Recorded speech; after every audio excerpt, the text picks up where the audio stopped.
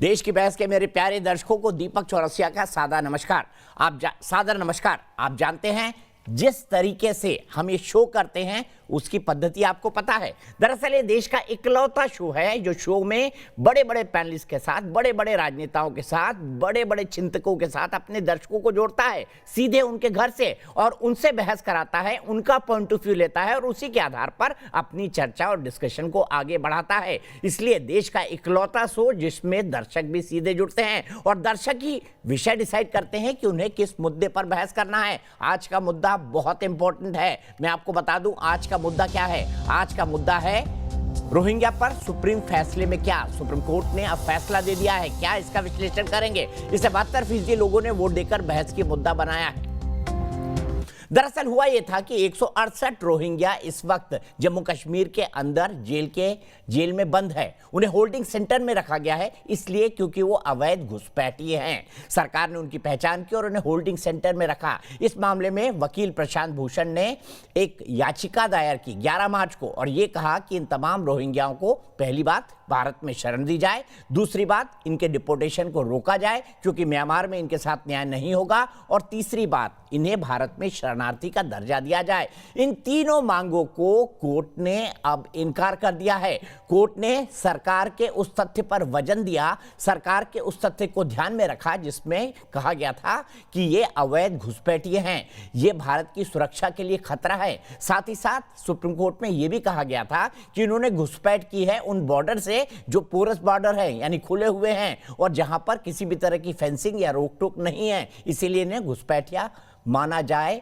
ऐसी बात सरकार ने कही थी। सुप्रीम कोर्ट ने कमोबेश यही बात मांगी। हालांकि सुप्रीम कोर्ट ने कहा है कि बिना प्रोसेस के इनको डिपोर्ट ना किया जाए और बिना प्रोसेस के सरकार वैसे भी नहीं कर सकती क्योंकि उसको पूरी प्रक्रिया का पालन करना होगा। दरअसल रोहिंग्या मुसलमान रहने वाले हैं म्यांमार के, वहां पर उन्होंने गृह युद्ध छोड़ दिया था और गृह युद्ध छेड़ने के बाद वहां के शासकों ने रोहिंग्या मुसलमानों को म्यांमार की नागरिकता से हटा दिया था। इसके बाद इन्होंने भारत के अंदर घुसपैठ की। मामला बड़ा है, रोहिंग्या किस तरह से सुरक्षा के लिए खतरा बनते जा रहे हैं और क्यों सुप्रीम कोर्ट का यह फैसला अहम है, इस पर बात करेंगे। उन लोगों का क्या जो रोहिंग्या मुसलमानों के वकील बनकर सुप्रीम कोर्ट में दलील दे रहे थे, ऐसे कई लोग हमारे साथ पैनल पर भी जुड़ेंगे। क्या ये देश एक धर्मशाला है, इस पर भी बात होगी। लेकिन सबसे पहले देख लेते हैं सुप्रीम कोर्ट ने आज क्या क्या कहा। आखिरकार हिरासत में लिए गए रोहिंग्याओं की रिहाई फिलहाल नहीं होगी। जी हां, सुप्रीम कोर्ट ने साफ कहा है कि जम्मू के होल्डिंग सेंटर में रह रहे रोहिंग्या को बिना प्रक्रिया का पालन किए अभी वापस म्यांमार नहीं भेजा जाएगा। सुप्रीम कोर्ट ने महज एक लाइन का आदेश पढ़ा है लेकिन इसके मायने बेहद साफ हैं कि जम्मू कश्मीर के होल्डिंग सेंटर में रह रहे रोहिंग्या को रिहा नहीं किया जाएगा। उन्हें शरणार्थी का दर्जा मिलना तो दूर, उन्हें उनके देश वापस भेजने की प्रक्रिया भी जारी रहेगी। दरअसल याचिकाकर्ता ने मांग की थी कि होल्डिंग सेंटर में रखे गए रोहिंग्या को रिहा किया जाए और उन्हें शरणार्थी का दर्जा भी दिया जाए, साथ ही उन्हें वापस म्यांमार न भेजा जाए। साफ है इस फैसले से रोहिंग्या के बचाव पक्ष को झटका लगा है। याचिकाकर्ता सलीमुल्लाह की तरफ से पेश वरिष्ठ वकील प्रशांत भूषण ने अंतर्राष्ट्रीय न्यायालय के फैसले का हवाला देते हुए कोर्ट में कहा था कि म्यांमार में रोहिंग्या मुसलमानों की जान को खतरा है, इसलिए उन्हें भारत में शरणार्थी का दर्जा मिले और वापस न भेजा जाए। जबकि केंद्र सरकार ने साफ कहा था कि भारत अवैध घुसपैठियों की राजधानी नहीं बन सकता। सरकार का कहना था कि रोहिंग्या पूरी तरह से अवैध घुसपैठिए हैं और ये देश की सुरक्षा के लिए खतरा हैं। जबकि कुछ लोग रोहिंग्या का पक्ष लेते रहे। भारत में 5 करोड़ रोहिंग्या बांग्लादेशी रहते हैं। ये हमारे हिस्से का रोटी कपड़ा मकान छीन रहे, ये हमारे हिस्से का रोजगार छीन रहे। ये रोहिंग्या और बांग्लादेशी भारत में क्राइम बढ़ा रहे हैं, चोरी लूट झपटमारी कर रहे हैं। ये रोहिंग्या और बांग्लादेशी भारत में जनसंख्या विस्फोट कर रहे हैं, इसलिए इनको वापस भेजना बहुत जरूरी है। रोहिंग्या का मसला सिर्फ कानूनी मसला नहीं है, लेकिन ये एक इंसानी मसला है। आज जो म्यांमार के हालात हैं, उन हालात के अंदर इन रोहिंग्यास को वहां वापस भेजना नामुमकिन है। माननीय सर्वोच्च न्यायालय ने जम्मू में होल्डिंग सेंटर में रह रहे रोहिंग्याओं पर पूरी प्रक्रिया अपनाने का निर्देश दिया है, जिस पर केंद्र पहले ही आश्वस्त कर चुका है। देश की बहस में चर्चा है कि घुसपैठ रोकने में रोहिंग्या एक बड़ी चुनौती बनते जा रहे हैं, इसलिए सरकार इन्हें देश से बाहर करना चाहती है, लेकिन देश में कुछ लोग इन्हें बचाने में लगे हुए हैं। तो सवाल यह है कि क्या मजहब के आधार पर रोहिंग्या मुसलमानों को बचाया जा रहा है? एक धड़ा यह कहता है कि इन्हें शरणार्थी बना दिया जाए। किस आधार पर? जो देश इन्हें निकाल चुका है, जिस देश में इन्होंने गृह युद्ध छोड़ा, वहां पर इनके इंटेंशन को क्यों नहीं समझ पा रहे हैं भारत में रहने वाले मजहब के आधार पर तर्क देने वाले कुछ लोग? इसीलिए देश की बहस में हमारा आज का सवाल इसी से जुड़ा हुआ है। क्या रोहिंग्या देश के लिए गंभीर खतरा बन गए हैं? यह माना जा रहा है कि 5 करोड़ बांग्लादेशी और रोहिंग्या देश के अंदर रहते हैं, जो देश के अंदर जनसंख्या विस्फोट कर रहे हैं। हाँ या नहीं में आप इसका जवाब दे सकते हैं। आप हमारी वेबसाइट पर जा सकते हैं, आप हमारे मोबाइल ऐप को डाउनलोड कर सकते हैं, आप हमारे ट्विटर हैंडल @NewsNation TV पर भी जा सकते हैं। साथ ही साथ आप फेसबुक पेज पर भी वोट कर सकते हैं। शो के दौरान अगर कार्यक्रम के बारे में आपकी कोई राय है, विचार है, या आप शो के अंदर शामिल होना चाहते हैं तो एक छोटा सा वीडियो बनाकर हमें 9711002266 पर व्हाट्सएप कर दें। मेरे साथ एक बड़ा पैनल जुड़ रहा है। मेरे साथ प्रेम शुक्ला जी हैं, भारतीय जनता पार्टी के राष्ट्रीय प्रवक्ता। मेरे साथ तहसीब पूनावाला है, एक पॉलिटिकल एनालिस्ट हैं, कांग्रेस की विचारधारा का समर्थन करते हैं। मेरे साथ वाणी यास्मीन है, जो कि कश्मीर से मेरे साथ जुड़ी हैं और सुप्रीम कोर्ट की एक वकील हैं। मेरे साथ सुशील पंडित जी हैं, जाने माने एनालिस्ट हैं और रूट्स इन कश्मीर से जुड़े हुए हैं। सबसे पहले तहसीब पूनावाला, मैं आपसे जानना चाहूंगा, क्या भारत देश एक धर्मशाला है? क्या हमारे 130 करोड़ लोग काफी नहीं कि हम 5 करोड़ बांग्लादेशी और रोहिंग्याओं को भी शरण दें? ऐसी मांग लेकर क्यों जाते हैं कुछ वकील सुप्रीम कोर्ट, क्यों जाते हैं कुछ लोग सुप्रीम कोर्ट? क्या भारत को धर्मशाला बना दिया जाए रोहिंग्याओं की और बांग्लादेशियों की? दीपक जी, आपने 2 चीज़ कही। सबसे पहले आपके इंट्रोडक्शन में आपने कहा रोहिंग्या मुस्लिम। मैं आपको स्पष्ट कर दूं, आपके शो के अंदर सिर्फ रोहिंग्या मुस्लिम नहीं, रोहिंग्या हिंदू भी हमारे मुल्क के अंदर आए हैं और वे भी शरणार्थी है। दूसरी चीज़ आपने कहा कि क्या 5 करोड़ बांग्लादेशी और रोहिंग्या हमारे मुल्क तो सीए उनको दे देगा ना? बांग्लादेशी या जो हिंदू है उनको दे देगा सीए नागरिकता, अगर वाकई में वो हिंदू हैं। जी सर। प्रॉब्लम तो रोहिंग्या मुसलमानों से शुरू हुई ना म्यांमार के अंदर, हिंदुओं से थोड़ी हुई, क्योंकि वहां पर लोग बौद्ध धर्म मानते हैं और वहां पर उन्होंने गृह युद्ध छेड़ दिया था। तो ऐसी कैसी बात करते हैं आप? अब रोहिंग्या मुसलमानों को आप हिंदू बता रहे हैं जी। तो आपका ये मानना है दीपक जी? जी नहीं, मैं ये नहीं कह रहा हूँ। मैं कह रहा हूँ रोहिंग्या हिंदू भी है हमारे देश में शरणार्थी, ये बात तथ्य है। लेकिन आप इस शो पे कह रहे मुझे कि अगर कोई हिंदू है तो उसे नागरिकता मिलनी चाहिए, लेकिन मुसलमान है तो उसको नागरिकता नहीं मिलनी चाहिए। यानी कि मुसलमान को मिलनी चाहिए मेरिट के आधार पर। अगर बांग्लादेश और पाकिस्तान से आता है, जैसे हमने दी है, लिफ्ट करा दे वाला गाना जिसने गाया था ना, उसको नागरिकता दी हमने सीए के बीच में। आप भूल गए इस बात को।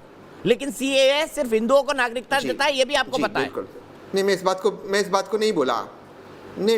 नहीं, मैं इस बात को नहीं भूलता हूँ, क्योंकि फिर इसमें वो मैटर, इस वक्त सीए का जो मैटर है माननीय सुप्रीम कोर्ट के अंदर सब जुडिस है, जिसमें मैं एक पिटिशनर हूँ। लेकिन मैं आपको दूसरी बात कहना चाहता हूँ, और उसमें वो बात को मैं साबित कर सकता हूँ वो एक्ट किस तरह से इलीगल है, लेकिन हम उस डिबेट में नहीं जा रहे। मैं आपसे 2 चीज़ कह रहा हूँ। अगर आप कह रहे हैं कि 3 या 4 करोड़ बांग्लादेशी भारत में, इसका कोई आंकड़ा, कोई तात्पर्य नहीं है भारत की सरकार के पास। भारत की सरकार खुद कहती है कि जो अवैध नागरिक है वो कुछ 20 या 30 हज़ार है, लेकिन आप कह रहे हैं 2-3 करोड़। तो ये बता 40,000 का रिकॉर्ड है तहसीब पूनावाला। 5 करोड़ एक फिगर है जिसको हम सब जानते हैं। हाँ, चल, और ये फिगर पर डिस्कशन सालों से चला आ रहा है। पार्लियामेंट में नहीं दिया गया है, सुप्रीम कोर्ट में नहीं सर। सालों से चला आना उसका मतलब सच नहीं हो गया। सालों से ये कहना कि सावरकर वीर है, उसका मतलब सावरकर वीर नहीं है। तथ्य ये होता है कि पार्लियामेंट और सुप्रीम कोर्ट में जो दस्तावेज दिए गए उसमें 5 करोड़ का आंकड़ा नहीं है। दूसरी अवैध लोगों के घुसने का आंकड़ा पार्लियामेंट और सुप्रीम कोर्ट में कभी नहीं रखा जा सकता। तहसीब पूनावाला, जो आदमी एप्लीकेशन देके घुसा ही नहीं, उसका आंकड़ा क्या होगा? जो आदमी छुप कर रह रहा है और गलती से अपने कार्ड बना लिया, उसका आंकड़ा कहां से होगा? तहसीब पूनावाला, कहां से वेरीफाइड आंकड़ा होगा? ये तो वही तर्क है ना, लव जिहाद डिफाइन नहीं है और आप कह रहे हैं लव जिहाद का बहुत अच्छा प्रश्न पूछा। तो संसद में बताया ही नहीं। जिन अवैध, सर मैं आपका जवाब दे देता हूं, जिन अवैध बांग्लादेशियों को बाहर निकाला गया, यूपीए के समय में वो थे 70,000 और बीजेपी के समय में यानी पिछले 7 सालों में सिर्फ 7,000। यानी कि अगर अवैध घुसपैठ हुई है तो इसके लिए मोदी जी जिम्मेदार है और मोदी जी निकाल नहीं रहे। 5 करोड़ के आंकड़े का कोई बेस नहीं है, ये आप भी मानते हो, मैं भी मानते हो। लेकिन एक दीनदयाल उपाध्याय व्हाट्सएप यूनिवर्सिटी पे झूठ चलाया जाता है, ठीक उसी तरह जैसे 15 लाख करोड़ आने वाले, जैसे 6 लाख करोड़ स्विस बैंक में। और इसका आप मेरे सवाल का जवाब नहीं दे रहे, आपने बहुत लंबी बात कर ली। अब मेरे सवाल का जवाब दे दीजिए, क्या इस देश को धर्मशाला बना दिया जाए रोहिंग्या मुसलमानों की और बांग्लादेशियों की? इसका 2 टूक जवाब दे दीजिए। क्या सोचते हैं आप, बता दीजिए, क्या इस देश को धर्मशाला बना दिया जाए? आपके दर्शकों, आज आपके दर्शक ये जान ले कि इस वक्त ज्यादा भारतीय बांग्लादेश में है जो काम कर रहे हैं, और भारत का 4th हाईएस्ट रेमिटेंस बांग्लादेश से आ रहा। आप बांग्लादेश से हमारे रिलेशनशिप कृपया खराब ना करें राजनीति के लिए, ये मेरी आपसे अपील है। आगे आप लोग समझदार है, बांग्लादेश की इकोनॉमी इस वक्त भारत की इकोनॉमी से अरे भारत की विदेश नीति तो चकनाचूर हो चुकी है तहसीन, ये तो हर शो में बोलते हैं। तो आप बांग्लादेश से संबंधों पर कहां गए? आप तो हर शो में बोलते हैं कि मोदी जी ने देश की विदेश नीति को कचरा कर दिया है, कूड़ा कर दिया है विदेश नीति। मतलब अपने तर्क की बात हो, अपने मतलब की बात हो, तो किसी भी तर्क को भगवान बना लो। आज तहसीन आप फॉर्म में नहीं है, आज हर सवाल पे फंस रहे हैं। मोदी जी ने नेपाल को साथ कमिटमेंट पूरा नहीं कर रहे। ठीक है, मैं सीधे चलता हूं इसी सवाल को लेके। आपने जवाब नहीं दिया मेरे सवाल का, आपने जवाब नहीं दिया। क्या प्रेम शुक्ला जी, आपको लगता है कि इस देश को बांग्लादेशी और रोहिंग्या घुसपैठियों की धर्मशाला बना दिया जाए? जी,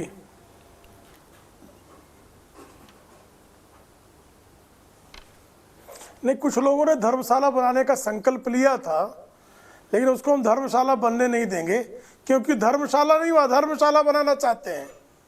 वो अधर्मशाला, भाई आप रोहिंग्या, आप शरणार्थी और घुसपैठिए में अंतर नहीं करेंगे। जो घुसपैठिए हैं 1947 से भारत के भूभाग में एक जो रणनीतिक और विकृत सेकुलरिज्म के नाम पर उसको संरक्षण देने का जो विकृत सांप्रदायिक शक्तियां हैं, जिसके प्रतिनिधि तमाम सेकुलर कहने वाली और विशेष करके मुस्लिम भाईजान लोग जो स्वयं को सेकुलर टोपी ओढ़कर आते हैं, लेकिन उनकी हर बात में रणनीतिक तौर पर जिन्नावाद को संस्थापित करने का दुष्कर्म होता है। भाई रोहिंग्या जो हैं, ये 1947 के पहले बर्मा म्यांमार में रहते हुए रोहिंग्या जिन्ना को अपना नेता मान रहे थे और पाकिस्तान में शामिल होने के लिए ब्रिटिशर्स के यहाँ एप्लीकेशन लेकर खड़े थे। तो साहब, आप जो हैं, जिस पाकिस्तान, जिस बांग्लादेश से आपका मौलिक संबंध है, अगर आपको वो शरण देने के लिए तैयार नहीं है, आप खुद जिस देश में अपना मूल बताते हो कि हम भाई अरकान स्टेट में जो है 3000 BC से जो लोग हैं उनके वंशज हैं, अगर आप उनके वंशज हैं तो अपने स्थान पर जाना चाहिए। लेकिन आप अपने स्थान पर जा क्यों नहीं रहे हैं? क्योंकि आपने पिछले कई शताब्दियों से लगातार वहां के बौद्ध आबादी के साथ युद्ध की स्थिति की है, जिहाद छेड़ा है, हत्याएं की हैं, नरसंहार आपने प्रारंभ किया। अब वहां पर जो कार्रवाइयां हुई, अब उन कार्रवाइयों से आप सहमत असहमत अंतर्राष्ट्रीय स्तर पर हो सकते हैं, उस पर अंतर्राष्ट्रीय एजेंसियां अपनी जो राय है वो प्रकट करेंगी, कार्रवाइयां करेंगी। लेकिन ऐसे घुसपैठिए जिनके संदर्भ में स्पष्टता से आपके पास इनपुट्स हो, सिक्योरिटी इनपुट्स हो, ग्लोबल एजेंसीज के भी इनपुट्स हो कि वो टेरर एक्टिविटीज में शामिल हैं, सेपरेटिस्ट एक्टिविटीज में शामिल हैं, आप ऐसे खतरनाक विकृत रणनीतिक शक्तियों को अपने पास क्यों रखना चाहेंगे? क्या आवश्यकता है?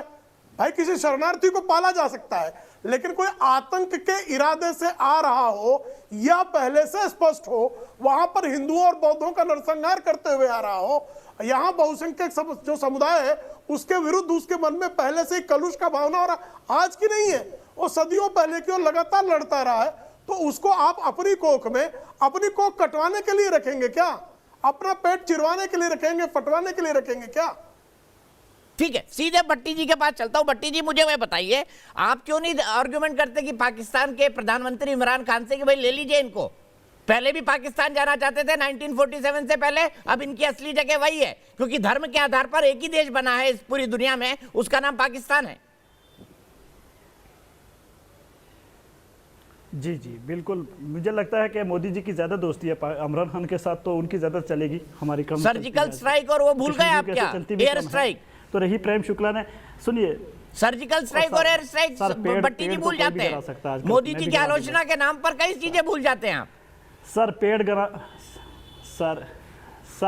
पेड़ गिरा दिए थे, उससे कौन सी बड़ी तरक्की कर दी आप लोगों ने? छोड़िए ना उस चीज को, अगर मुंह खिलाएंगे तो बड़ी दूर तक जाएगी। कश्मीरियों को मैं तो चाहता हूं आप मुंह खोलिए, आपके पास आप मुंह खोलिए, रोहिंग्या मुसलमानों का समर्थन करिए, तब देश समझ जाएगा कि किन लोगों का समर्थन कर रहे हैं आप।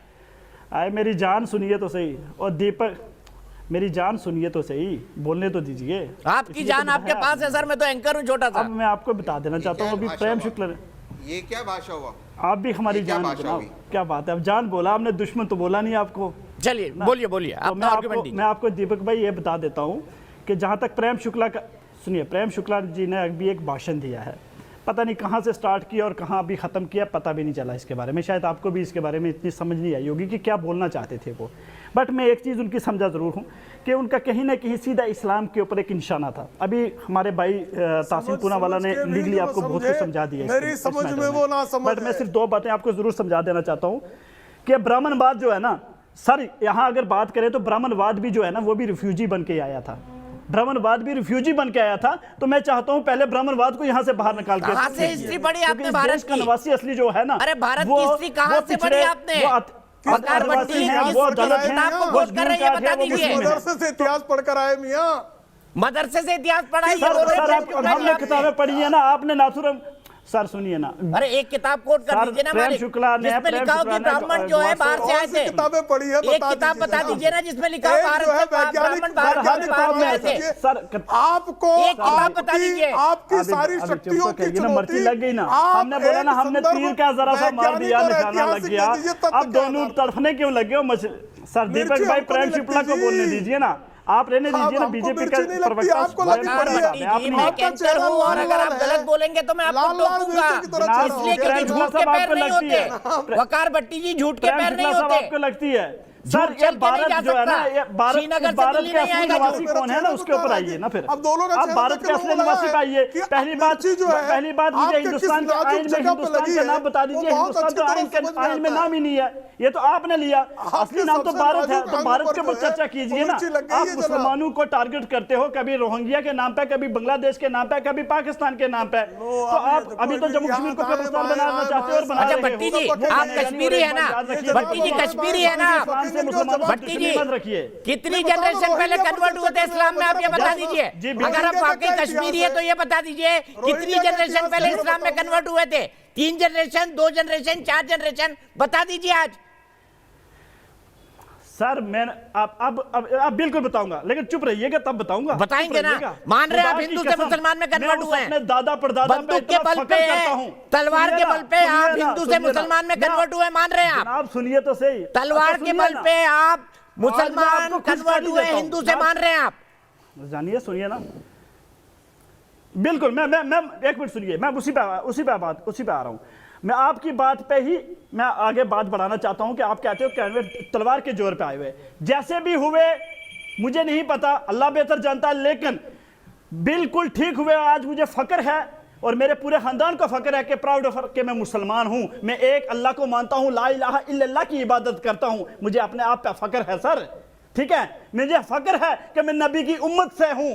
मुझे इससे कोई एतराज नहीं है कि पुराना कौन था, कहां से आए, कहां चले गए, मुझे उस पर जाना ही नहीं है। लेकिन आज के टाइम में मुसलमान हूं और मुझे इस पर फक्र है, क्योंकि मैं एक अल्लाह को मानने वाला हूं, एक लास्ट नबी हज़रत मोहम्मद सल्लल्लाहु अलैहि वसल्लम के ऊपर ईमान रखने वाला हूं। इसके ऊपर मुझे ईमान है और मैं इंशाअल्लाह आखिरी दम तक इसी के नाम पे रोहिंग्या मुसलमानों को चाहते हैं आप? कर जाए तो इस्लाम से बाहर नहीं तो जाऊंगा। मतलब मजहब के आधार पर आप रोहिंग्या मुसलमानों को चाहते हैं, यही कह रहे हैं ना?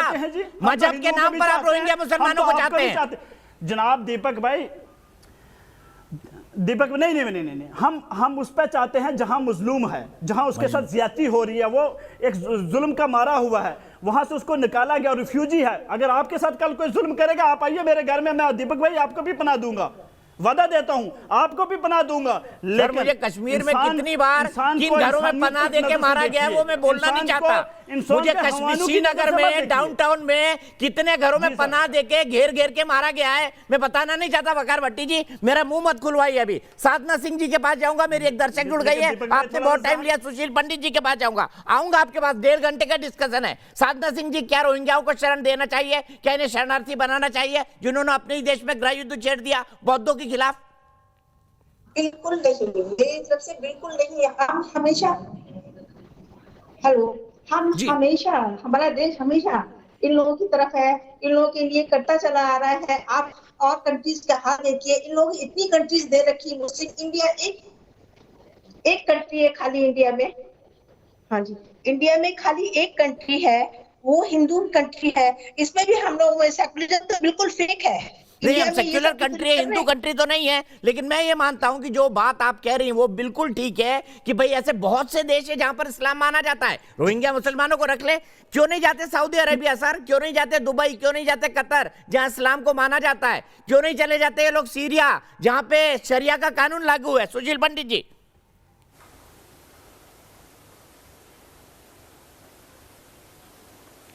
दीपक जी नमस्कार और मुझे अवसर देने के लिए आभार। मैं बड़े गौर से सुन रहा था जब शुरू में आपने तहसीन पूनावाला से बात की तो वो आपको समझा रहे थे कि रोहिंग्याओं में हिंदू भी होते हैं। बहुत सही बताया उन्होंने, लेकिन एक बात ये नहीं बताई कि मुसलमान रोहिंग्याओं ने 80 हिंदू पुरुष रोहिंग्याओं को कत्ल करके एक कब्र में एक साथ दफन कर दिया था, अपने साथी हिंदू रोहिंग्याओं को, और उनकी महिलाओं को उठाकर रख लिया था कैंपों में अपने साथ जबरदस्ती। इसके ऊपर बांग्लादेश के पत्रकारों ने स्टोरी की, इंटरव्यूज किए। ये हाल रोहिंग्याओं ने केवल बर्मीज बुद्धिस्ट को नहीं मारा, केवल वहां के थानों के ऊपर आक्रमण नहीं किए, अपने पड़ोसी हिंदुओं को भी कत्ल किया उन्होंने, और 80 लोगों को एक साथ कत्ल करके एक कब्र में दफन किया था। ये वो रोहिंग्या हैं जो वहां पर जिहाद लड़ रहे हैं पिछले 60-70 साल से, और क्योंकि अब उसका जवाब वहां की आर्मी ने देना शुरू किया तो वो 3000 किलोमीटर दूर एक बांग्लादेश टाप कर 10 राज्य टाप कर जम्मू कश्मीर पहुंचे। सरासर झूठ, 100-200 नहीं, पूरे इंटरनेशनल मीडिया ने उसके बाद कवर किया था उस स्टोरी को। 10,000 और ये इंटरनेशनल मीडिया ने कवर किया था उस स्टोरी को। सब फेक बता रहे सुशील पंडित ने जैसे मेरे कश्मीर को बदनाम किया है, ऐसे ही रोहिंग्या को बदनाम करने की ठेकेदारी लेके बैठे उमर अब्दुल्ला की सरकार थी। और सुशील पंडित मत झूठ बोलिए, कितना झूठ बोलेंगे, घर में बच्चे भी हंसते हैं आपके अपने। मनमोहन सिंह की सरकार और उमर अब्दुल्ला की सरकार, सुशील पंडित झूठ मत बोलिए। चोरी और कश्मीर के ऊपर प्रोपेगेंडा तो चल गया, और रोहिंग्या के ऊपर आपका नहीं चलेगा क्योंकि दुनिया नजर रखती है आपके ऊपर। अब आपको दर्द होने लगा सुशील पंडित जी जब आपको सर ये झूठ बोल रहे हैं ना दीपक भाई झूठ बोल रहे हैं। आपका मौका आएगा तब उनकी बात को झूठ बताइएगा ना, आपका मौका आएगा तब उनकी बात को झूठ बताइएगा, पूरा मौका मिलेगा आपको। सुशील पंडित जी बोलिए, बीच में मत टोकिए, दोनों की आवाज जब मिल जाती है तो दर्शक सुन नहीं पाते। वाणी जी के पास भी जाना है मुझे। कोई बात नहीं जी सुशील भाई।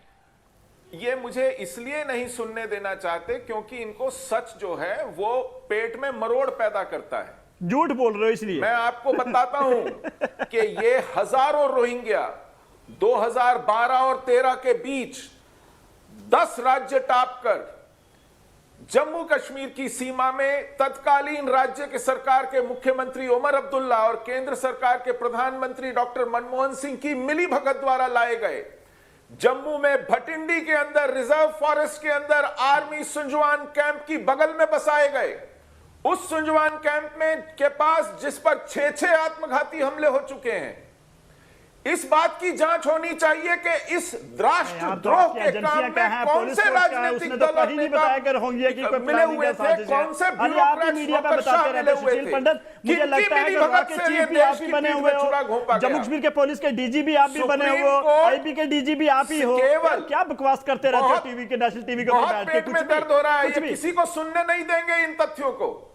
ये क्या सब झूठ बोल रहे हो ना आप? बोलिए सुशील भाई, सांझ को आज नहीं। भट्टी जी मुझे आपको ऑडियो कम करना पड़ेगा। वाणी जी भी बैठ के, वाणी जी भी खामोश बैठी हैं, आप भी सबसे ज्यादा उछल रहे हैं, तहसीन भी खामोश बैठे हैं। होते होंगे आप मुसलमान। मैं खामोश नहीं बैठा हूं, बिल्कुल हूं। शक आपने जो भी मजहब कबूल किया हो, जिस भी हालात में कबूल किया हो, वो आपको मुबारक है। हमें मत जतलाइए कि आप कौन है, किस पर ईमान लाते हैं।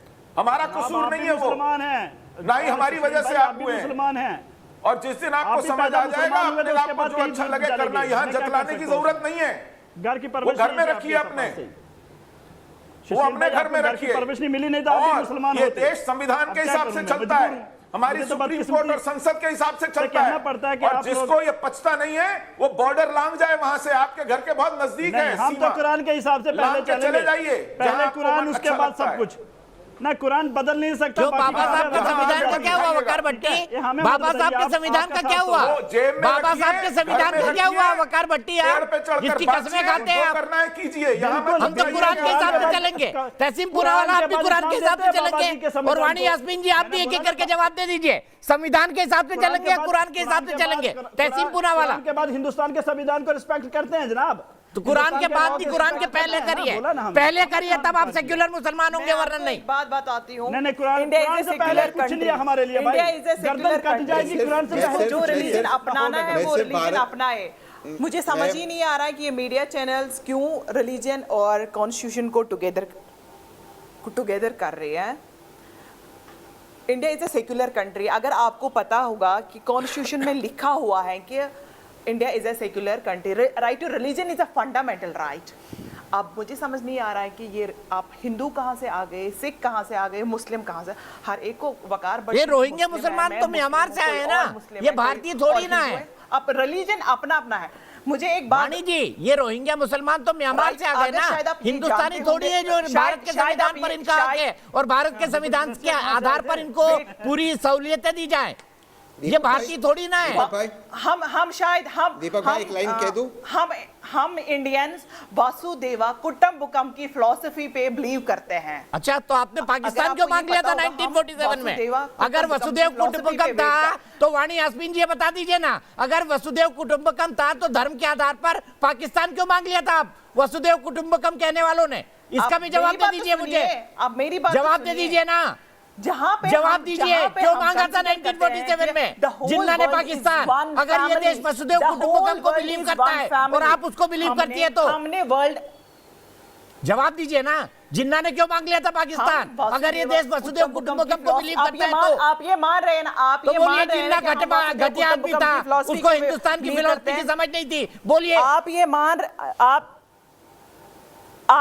रहे दीपक जी, आप ये मान रहे हैं ना हम वासुदेव कुटुंबकम की फिलॉसफी को बिलीव करते हैं? इसीलिए तो कह रहा हूँ, फिर जिन्ना ने क्यों पाकिस्तान मांगा था? इसका मतलब जिन्ना को भारतीय संस्कृति और भारतीय पुरातन परंपराओं की समझ नहीं थी। बोल रही हूँ कि क्या हम वासुदेव कुटुंबकम की फिलॉसफी को तो मेरे सवाल का जवाब दे दीजिए ना। अगर वासुदेव कुटुंबकम की फिलॉसफी भारत की पुरानी है, सदियों पुरानी है, 10,000 साल पुरानी है, तो फिर हमने पाकिस्तान, आपने पाकिस्तान क्यों मांग लिया था? जिन्ना ने पाकिस्तान क्यों मांग लिया था बताइए ना? 1947 में धर्म के आधार पर कि हम हिंदुओं के साथ नहीं रह सकते। मैं इंडिया जवाब दीजिए ना। मैं इंडिया में रह रही हूँ, मुझे पाकिस्तान को करना क्या है? गजब बात।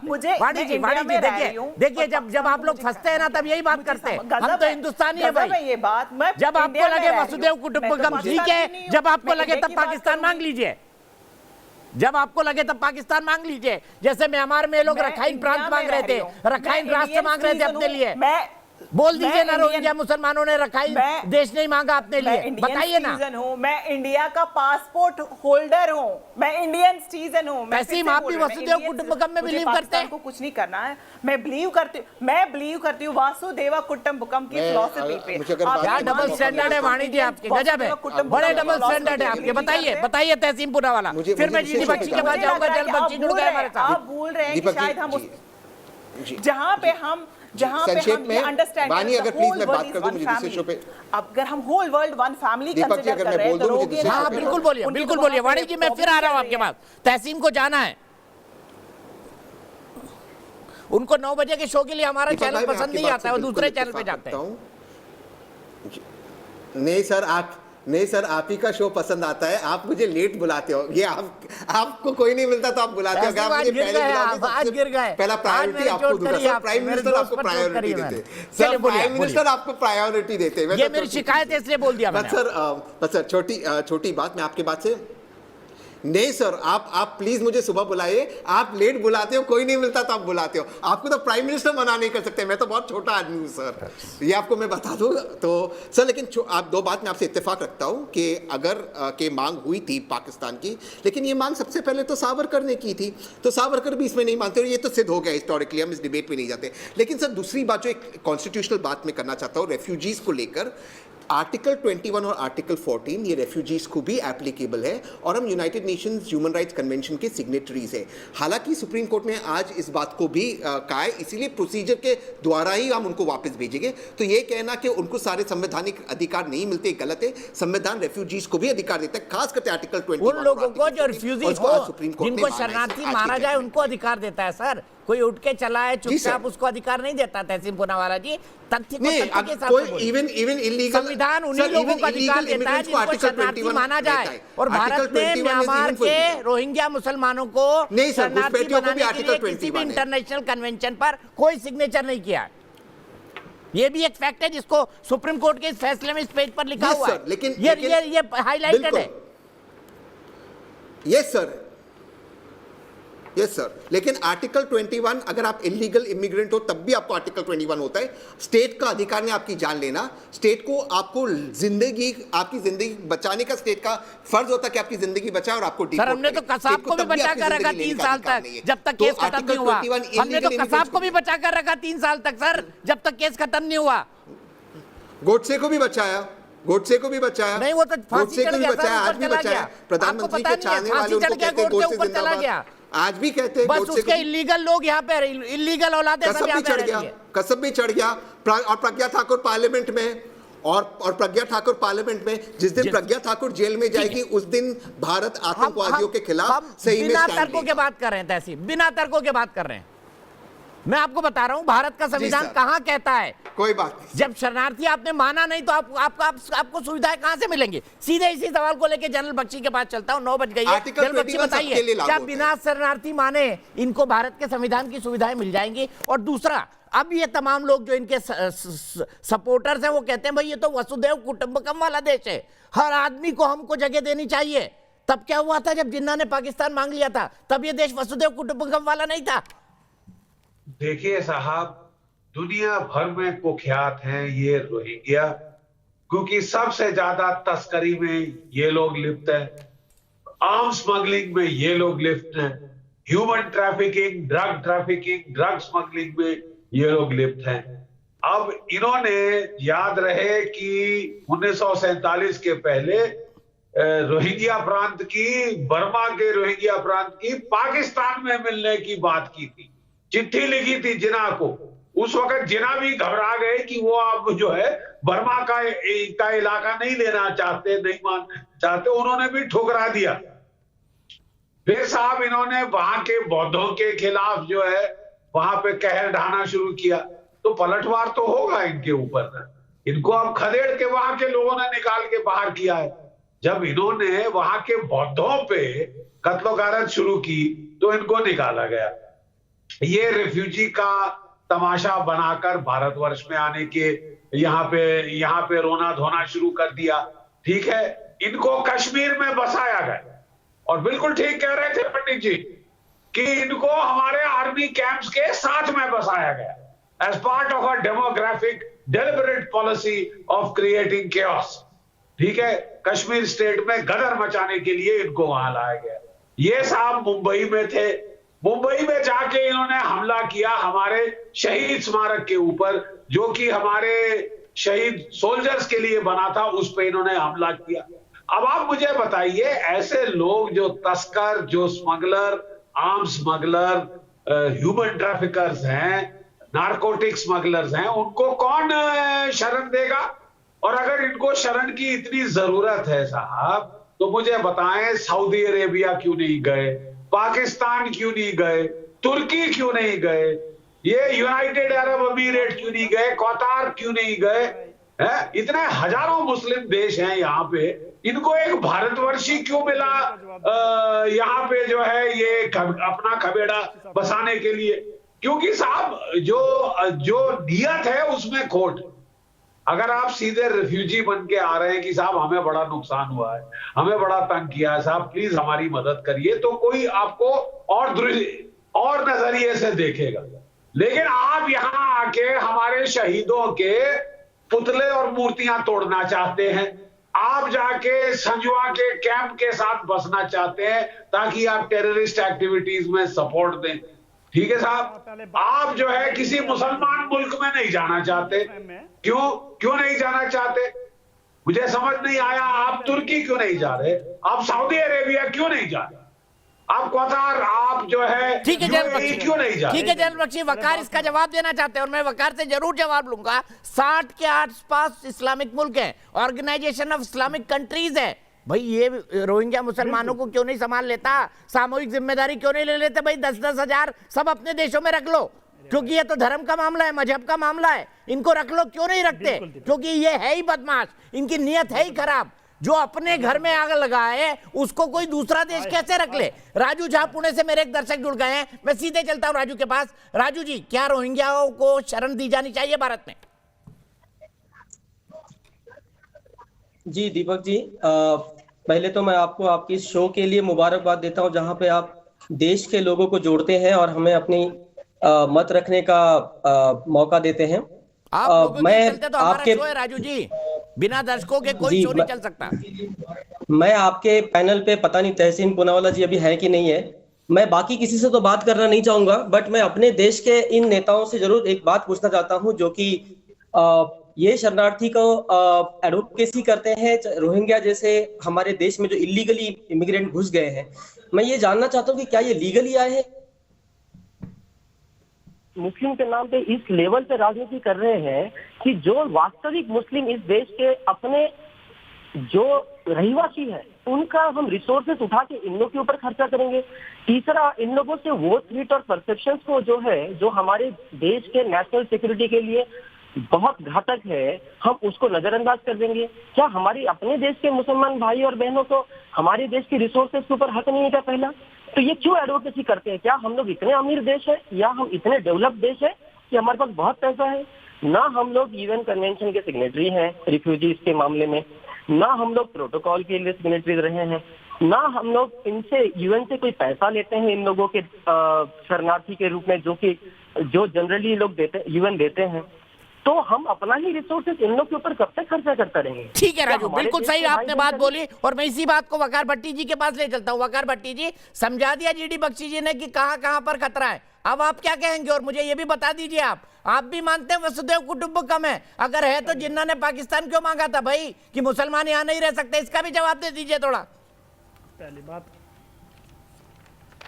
पता नहीं मोहम्मद अली जिन्ना ने क्या माना था, बट मैं अपने कश्मीर को मानता हूँ, तो मेरा कश्मीर एक खुद की रियासत है, तो आज भी उसी को मानता हूँ, उसी पर भरोसा है मेरा। और दिल आपका पाकिस्तान के लिए धड़कता है, ये सच है। जी ने काफी चीजों के ऊपर अपनी जानकारी रखी।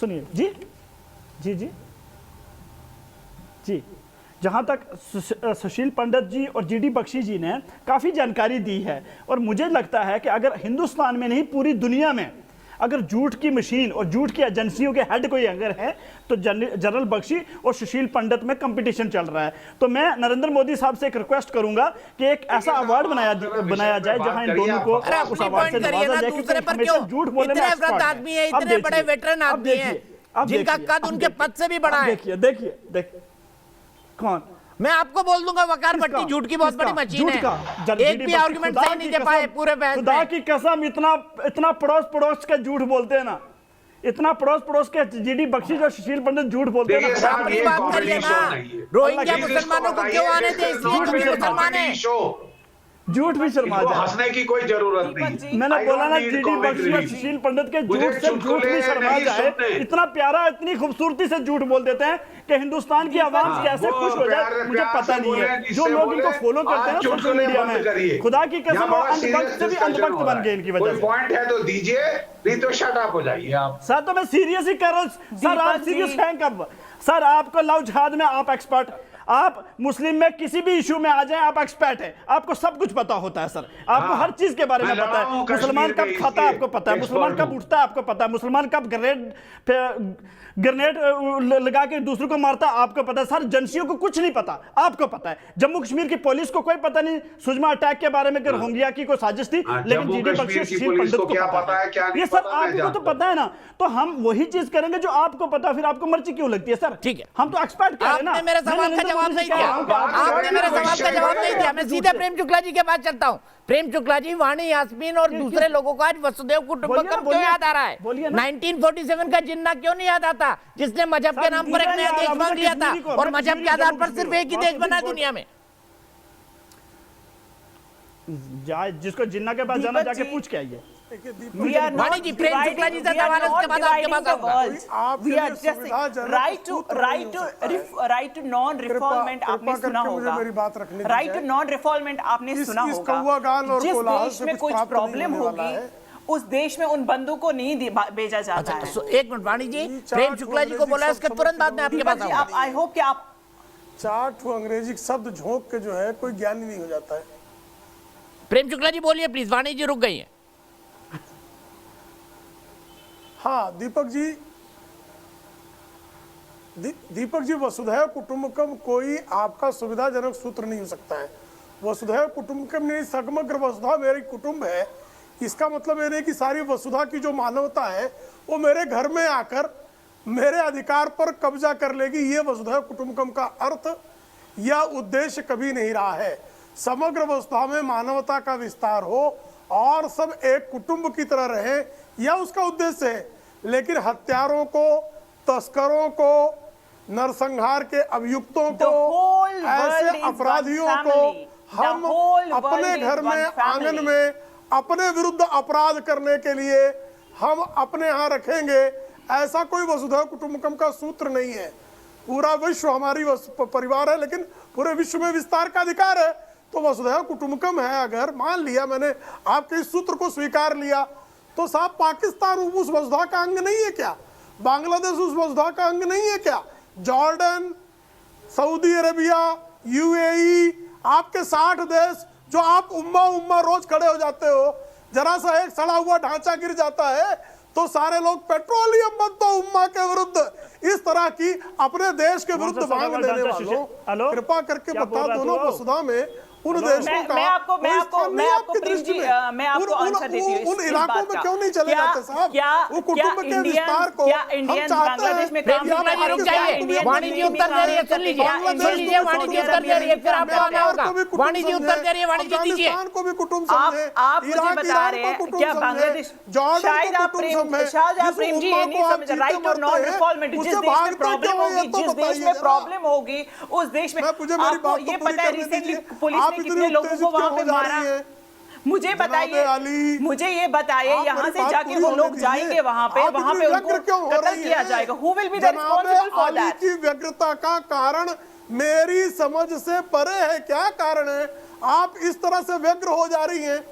व्यग्र और उग्र होने से सत्य पर किसी प्रकार का सिंपली आपको एक बात बता, आपने अभी बोला बांग्लादेश में क्यों नहीं लिया? आप ये बताइए कि इंडियन बांग्लादेश में काम नहीं, वो तो वो वहां पे जिहाद का विस्तार करना चाहते हैं, जिनके मन में भारत को भी इस्लामी उम्मा का अंग डाइवर्ट कर रहे हैं, ये आप डाइवर्ट कर रहे हैं टॉपिक को, ये आप डाइवर्ट कर रहे हैं। उनको लगता है यार इन आतंकियों को मुसलमान है तो आतंकी भी तो ऑफ जिहाद, आप लोग जिहाद बोल रहे हो, रोज जिहाद, do you know the meaning of what is the actual meaning of जिहाद? भेड़ियों के हवाले कर देंगे तो आपका ये जो कुटिल तंत्र है, ये डिबेट कर रहे हैं या कश्मीर पे डिबेट कर रहे हो? समझ में आ चुका है जो जिहादियों के अब मैं सच्चाई बताती हूँ, हमारे इंडिया में कितनी प्रॉब्लम है। और रोहिंग्या को फिर आप एक और प्रॉब्लम चाहती है रोहिंग्या मुसलमानों के तौर पर, इतनी प्रॉब्लम है, उसके बाद एक और प्रॉब्लम चाहती है रोहिंग्या मुसलमानों के तौर पर। दीपक जी, आप मैं और एक बात बताती हूँ, मैं कुछ फैक्ट्स बताती हूँ इंडिया के रिलेटेड। अभी तक 1 घंटे की डिबेट हो गई है, न भट्टी साहब, न वाणी यास्मीन, न तहसीन पूनावाला एक भी सॉलिड तर्क दे पाए हैं कि क्यों रोहिंग्या मुसलमानों को देश में रखा जाए। पवन मेरे एक दर्शक जयपुर से जुड़ गए, पवन क्या रखना चाहिए रोहिंग्या मुसलमानों को इस देश में, बताइए। मैं इस चीज से बिल्कुल भी सहमत नहीं हूँ। जो कोर्ट का फैसला आया है वो बिल्कुल सही है। जो भी 150 रोहिंग्या जो जम्मू कश्मीर में आए हैं उनको शरणार्थ नहीं देनी चाहिए, क्योंकि ये भारत उदारवादियों का देश नहीं है। यहाँ पे अगर भारत के लिए एक बहुत बड़ा खतरा बन सकता है रोहिंग्या। आज यहाँ 150 आए, कल अगर आप शरणार्थी देंगे तो बहुत आगे और देशों को भी इसको बढ़ावा मिलेगा। तो मैं इससे बिल्कुल भी सहमत नहीं हूँ। माजिद हैदरी जी, यूरोप में मुसलमान शरणार्थी बन के आए थे, लेकिन अब गला काट रहे हैं फ्रांस में कार्टूनिस्ट का कार्टून दिखाने पर। सही मानते हैं आप इसको? देखें दीपक भाई, ये जो मामला है ना आज का, ये रोहिंग्या मुसलमानों का मामला नहीं है। आज हमारे देश की सभ्यता, परंपरा और अनुशासन का सवाल है। अच्छा, हमारे देश ये माजिद हैदरी कह रहे हमारे हैं। देश की परंपरा मैंने यही रही सवाल है। वकार भट्टी से पूछा था। ये सभ्यता, संस्कृति और इस सब की बात करने वाले कितनी जनरेशन पहले इस्लाम में कन्वर्ट हुए थे हिंदू से, ये भी बता दीजिए माजिद हैदरी। सभ्यता, संस्कृति, इनकी बात करने वाले कितनी जनरेशन पहले कन्वर्ट हुए थे इस्लाम में? कह दीजिए, या तो आज आप दर्शकों को कह दीजिए कि अतिथि देवो भव नहीं है, हम इसको नहीं मानते। अगर मानते हैं तो ये मानिए कि रोहिंग्या देवो भव। अरे अतिथि वो होता है जो जान पहचान का हो, जो आपके घर आकर रह सके। किसी भी बदमाश को अतिथि बना लेंगे आप, किसी भी बदमाश को अतिथि देवो भव। बड़ा याद आ रहा है आपको अतिथि देवो भव, सिर्फ इसलिए क्योंकि रोहिंग्या मुसलमान है। रोहिंग्या के गरीब यही उम्मा है ना, यही उम्मा है। नहीं, मैं तो आपसे पूछूंगा अदनान समी में क्या फर्क है जो रोहिंग्या मुसलमान बेचारों में नहीं है? ये तो बेचारे हम भी नहीं आपको जानते, आप ही तो घुस गए हैं जम्मू ये कश्मीर में। भाजपा वाले अदनान समी को अपने सर पे बिठाएंगे, लेकिन माजिद हैदरी को जूते मारेंगे, रोहिंग्या को जूते मारेंगे, क्योंकि हम सेकुलरिज्म की बात करेंगे। यहाँ पर बैठ के छाती में मूंग दल रहे हो Majid Haidari, prime time show में देश के खिलाफ बात कर रहे हो, इतनी छाती पे मूंग दलते हो, उसके बाद कहते हो माजिद हैदरी को जूते मारेंगे। गजब बात है सुशील भाई। सुशील भाई ये कैसे तरह दे रहे माजिद हैदरी? मुझे बताइए ना, अपने ही देश के खिलाफ बोलेंगे प्राइम टाइम टीवी में। रोहिंग्या मुसलमान इनको चाहिए माजिद हैदरी को। सभ्यता, संस्कृति, बड़ी बड़ी बातें करेंगे। सुशील पंडित जी का टाइम है। अब हमें सांस लेने की इजाजत नहीं इस देश में। दीपक जी, मुश्किल जिंदा कैसे फिर आप? अगर आपको सांस लेने की इजाजत नहीं तो माजिद हैदरी जिंदा कैसे हैं? बिना सांस लिए कोई जिंदा नहीं रह सकता। अरे बड़ी मुश्किल से हम जीते हैं, हम जीत बड़ी मुश्किल से जीते, अब बोल रहे बड़ी मुश्किल से जीते। अभी तक सांस नहीं लेने को मिल रही थी, अभी बोल रहे बड़ी मुश्किल से जीते। बड़ी जल्दी एक्सपोज हो जाते हैं आप। अपनी मुसीबत अच्छा क्यों रहे हो? ये रोहिंग्या मुसलमान आएंगे तो क्या आपको फूक फूक के सांस देंगे? ये भी बता दीजिए माजिद हैदरी, ये रोहिंग्या मुसलमान आपको फूक फूक के सांस देंगे? दीपक जी, अरे अदनान समी आपका आज खास हो गया, सगा संबंधी हो गया, और हम तारिक फतेह को सुशील पंडित जी, एक मिनट का जवाब। ये तारिक, ये नहीं समझ पा रहे माजिद हैदरी, इनको सांस लेने के लिए हवा चाहिए अभी। हाँ, मुझे बोल लेने दीजिए दीपक जी। हाँ, इनको कहिए कि थोड़ा पानी पिए, थोड़ा शांत रहें और एक बार सुन लें धैर्य से। जब रोहिंग्याओं का सवाल आता है तो इनको वसुदैव कुटुंबकम और अतिथि देवो भव याद आता है। जब कश्मीरी हिंदू थे ना सामने, तब कहते थे काफिर पड़ोसी वाजिबुल कत्ल भव, तब काफिर वाजिबुल कत्ल भव, कश्मीरी हिंदू नहीं और होता, रोहिंग्या अतिथि देवो भव। नहीं, मैं ये बात नहीं सुनूंगा। मैं अपने हाँ, पंडित भाइयों के वाजिबुल कत्ल भव, काफिर वाजिबुल कत्ल भव। प्रश्न कीजिए, कश्मीरी हिंदू कोई नहीं होता, कश्मीरी पंडित होता है। मैं अपने पंडित भाई कहाँ हैं? कहाँ गए कश्मीर घाटी से वो पंडित भाई? ये गुटरगू बंद कीजिए और मुझे बताइए कि वो कहाँ गए, क्यों गए, क्यों 31 साल पहले निकाल दिए गए, निष्कासित कर दिए गए, खून करके, अपराध करके, मंदिर तोड़कर, घर लूटकर? साजिश की भाई थे तो क्यों चले गए वो लोग? क्यों दरबदर हैं कैंपों में? भाजपा ने साजिश की। हाँ, इतना झूठ बोल के सो कैसे पाते हो अतिथि देवो भव? आप क्यों नहीं आ जाते वापस? चलिए, खाना कैसे हजम हो जाता है वसुदैव कुटुंबकम इतना झूठ बोलकर? आप आ जाइए कश्मीर में, मेरे घर में रहिए। काफिर वाजिबुल कत्ल भव, आप ये ड्रामा बंद ये क्यों नहीं बताते? काफिर वाजिबुल कत्ल भव, ये क्यों नहीं बताते? मुशरिकून वाजिबुल कत्ल भव, ये क्यों नहीं बताते? काफिर वाजिबुल कत्ल भाव, मुशरिकून काफिरुल कत्ल वाजिबुल कत्ल भाव, ये कहाँ लिखा है? भाषण पाठ बंद करें। मैं आपको काफिरों को वाजिबुल कत्ल कहने वाली बात कहाँ लिखी है? इसका जवाब सोच लीजिएगा कि कश्मीरी पंडितों का कत्ल करके, उनकी बेटियों का बलात्कार करके, उनका सर काट के 31 साल पहले क्यों भगाया? उसके बाद रोहिंग्याओं को शरणार्थी करने की बात करना ब्रेक के बाद। सुप्रीम कोर्ट ने आज रोहिंग्या मुसलमानों को शरणार्थी का दर्जा देने वाली पिटीशन को खारिज कर दिया। इस पिटीशन में यह भी मांग की गई थी कि न केवल इन्हें शरणार्थी का दर्जा दिया जाए, बल्कि इन्हें जेल से निकाला जाए और जीने के तमाम संसाधन और सुविधाएं दी जाए जो शरणार्थी का दर्जा मिलने के बाद होता है। कोर्ट ने आज उस बात का भी उल्लेख किया जिसमें सरकार ने यह कहा था अपने फैसले के अंदर कि ये देश की सुरक्षा के लिए खतरा हो सकते हैं। सीधे अपने पैनल को इंट्रोड्यूस करता हूं। मेरे साथ प्रेम शुक्ला जी हैं, मेरे साथ मेजर जनरल जी.डी. बख्शी हैं, मेरे साथ सुशील पंडित हैं, मेरे साथ माजिद हैदरी हैं, मेरे साथ वकार एच भट्टी हैं और मेरे साथ वाणी यास्मीन जी हैं। सबसे पहले चलूंगा कपिल सोनी के पास। मेरठ में मेरे एक दर्शक जुड़ गए हैं। कपिल सोनी जी, क्या रोहिंग्याओं को शरणार्थी का दर्जा देना चाहिए? सर, सबसे पहले मैं आपका धन्यवाद अदा करूंगा चैनल के माध्यम से, और यही कहना चाहूंगा कि जो सुप्रीम कोर्ट है, देश का सर्वोच्च माननीय न्यायालय है, अगर उसने कोई फैसला लिया है तो वो सर्वोपरि है, सर्वोत्तम है, सबको मानना चाहिए। म्यांमार में सारे ही हिंदूवादी भले ही ना रहते हो, लेकिन शांतिवादी लोग रहते हैं। वो ये जानते हैं कि शांति के साथ कैसे रहा जाता है। इसके बावजूद अगर वो किसी चीज का विरोध कर रहे हैं तो ये बड़ी बात है। रोहिंग्याओं के लिए मुझे नहीं लगता कोई जगह है।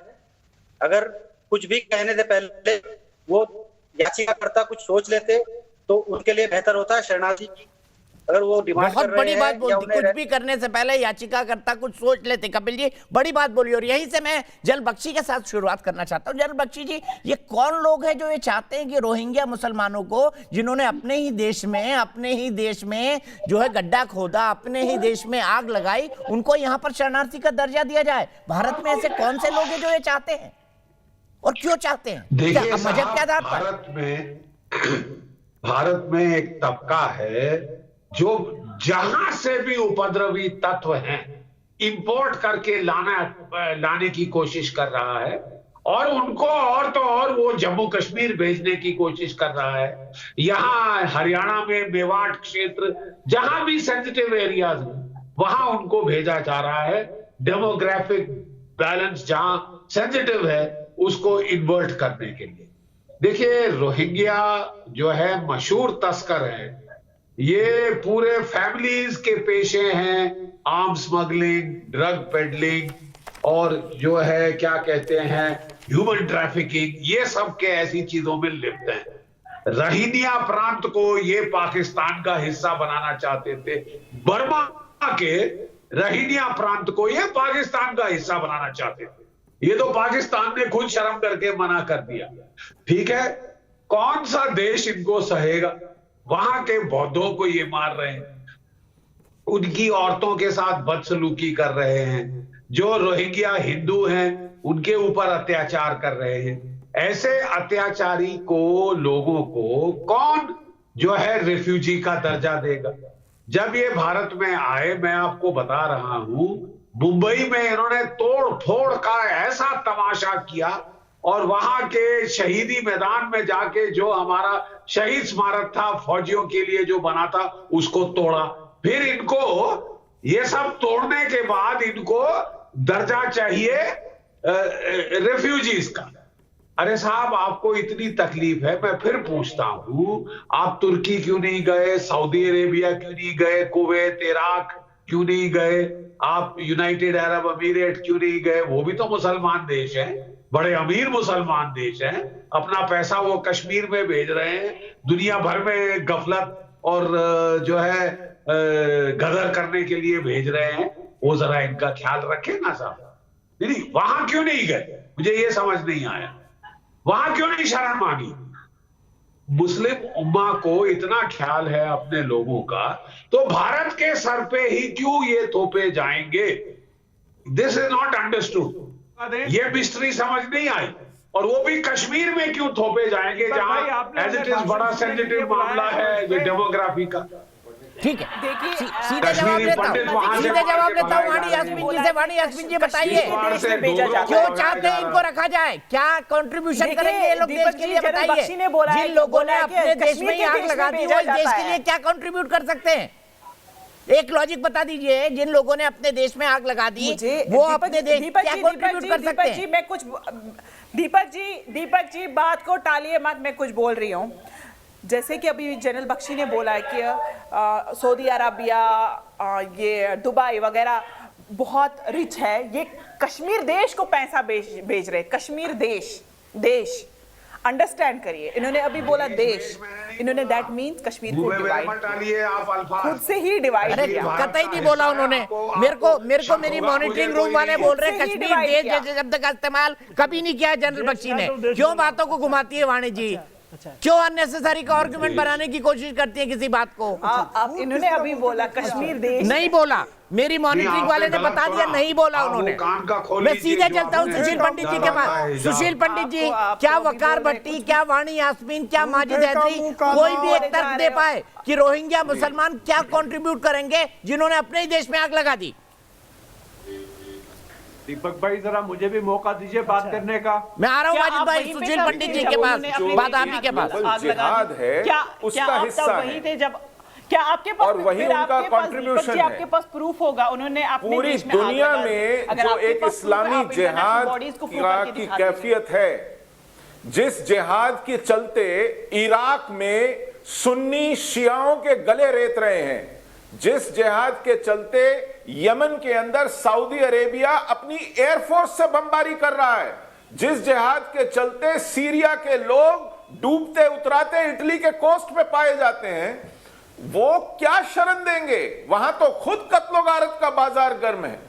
लेकिन आपके दर्शक का जो ये सवाल था कि ये लोग सोचते क्यों नहीं ऐसी याचिका डालने से पहले, तो मैं उनकी जानकारी के लिए बता दूं, ये वो प्रशांत भूषण हैं जिन्होंने आज से 10 साल पहले सार्वजनिक बयान दिया था कि हमें कश्मीर छोड़ देना चाहिए, हमें कश्मीर से बाहर आ जाना चाहिए, कश्मीर पाकिस्तान को सौंप देना चाहिए। ये उनका रवैया है और इसी रवैये के चलते वो हर उस ताकत को प्रमोट करते हैं, प्रश्रय देते हैं, समर्थन देते हैं जो इस देश को तोड़ने की कोशिश करता है। ये रात को 2 बजे सुप्रीम कोर्ट को उठाते हैं याकूब मेमन के लिए, ये 5 बजे तक सुप्रीम कोर्ट में सुबह सुनवाई करवाते हैं अफजल गुरु के लिए।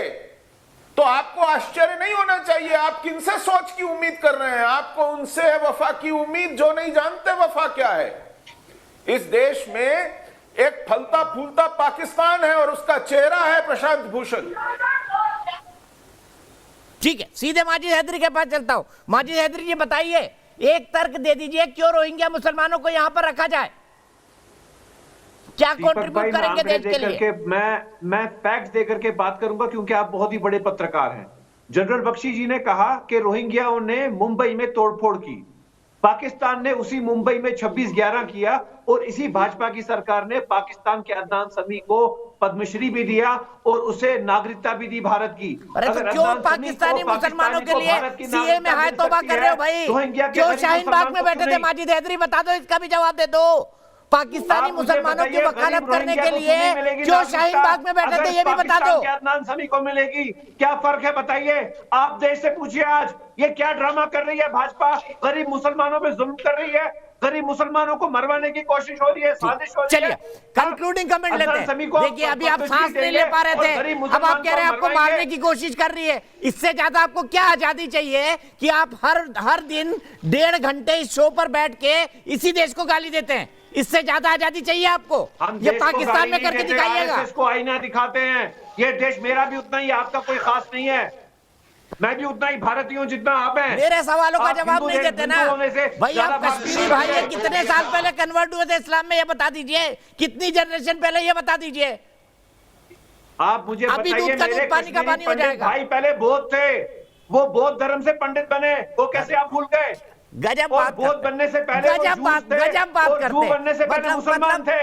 हिस्ट्री का बैंड बजा देते हैं माजिद हैदरी। जनरल बख्शी, मैं आपसे कंक्लूडिंग कमेंट करना चाहूंगा, क्यों हो रहा है ऐसा? एक भी सॉलिड तर्क नहीं है तीनों के पास जो रोहिंग्या मुसलमानों की वकालत कर रहे हैं, लेकिन कह रहे हैं कि बस दे दीजिए भाई शरणार्थी का दर्जा। देखिए साहब, नागरिकता दे दीजिए। ये माजिद हैदरी ने कोई 10 बार अदान सानवी का नाम ले लिया है। जहां तक मैं जानता हूं, अदान सानी ने कोई हथियारों की तस्करी, ड्रग्स की तस्करी, स्मगलिंग नहीं करी। उसमें हुनर है, वो गाना गाता है, वो शरीफ इंसान की तरह रहता है, उसको हम एक्सेप्ट कर सकते हैं। आपको जो शराफत गाने वाले चाहिए, उसे एक्सेप्ट कर सकते हैं। लेकिन जो मुसलमानों ने सिर्फ गाना है आके तोड़ गरीबों हिंसा और टेररिज्म करना चाहता है, गरीबों हमारी ड्यूटी पे रखेंगे, वो तुम्हारे बाहर भेजेंगे जहां से आया है। समझ गया? और अगर आपने हमें गाना ही गाना है देश में, ना हमने कुछ कमाना है, ना खाना है, ना पीना है, बस गाना गाना है। पासपोर्ट अपना पकड़ के जो है जाना ये तो पाकिस्तान। भीख मांगने लगे भाई। आप चले जाइए तो नेपाल, भिखारियों हम वाला यहाँ गाना नहीं गाएंगे, हम यहाँ भीख अपना मांगने हक वाले गीत गाने मांगेंगे। लगे। ये देश मेरा है, हक मांग के रहूंगा और गाने नहीं गाऊंगा। अरे अभी तो आप सांस नहीं ले पा रहे थे, अभी तो आप सांस नहीं ले पा रहे थे, हक मांगने की बात कर रहे हैं। गजब बात करते हैं माजिद हैदरी, अभी आप सांस नहीं ले पा रहे थे, अभी आप हक मांगने की बात कर रहे हैं। एक बता दीजिए ना सच क्या है? सांस ले पा रहे हैं, सांस नहीं ले पा रहे हैं, हक मिला है, हक नहीं मिला है। हम गाने यहाँ नहीं आए हैं, ना मुजरा करने आए हैं। हम अपना हक मांगेंगे और अपने हक से रहेंगे। इस देश ने संविधान ने अधिकार दिया है। लेकिन आप रोहिंग्या नहीं आए नेपाल, हिंदू राष्ट्र है नेपाल, तुमको हम तो नहीं रोहिंग्या कोई रहेंगे। नहीं लाने देगा तेरे को। अच्छा, आप तीनों के लिए माजिद हैदरी के लिए मैं भी एक गाना गाता हूँ। माजिद हैदरी के लिए मैं भी एक गाना गाता हूँ। देश ने गाना बहुत गाया है, समझने वाले समझ चुके हैं, ना समझे वो अनाड़ी हैं। समझ जाओ माजिद हैदरी, अभी भी वक्त है। फिलहाल एक ब्रेक ले रहा हूं, लेकिन ब्रेक के बाद न्यूज नेशन पर खबरों का सिलसिला लगातार जारी रहेगा।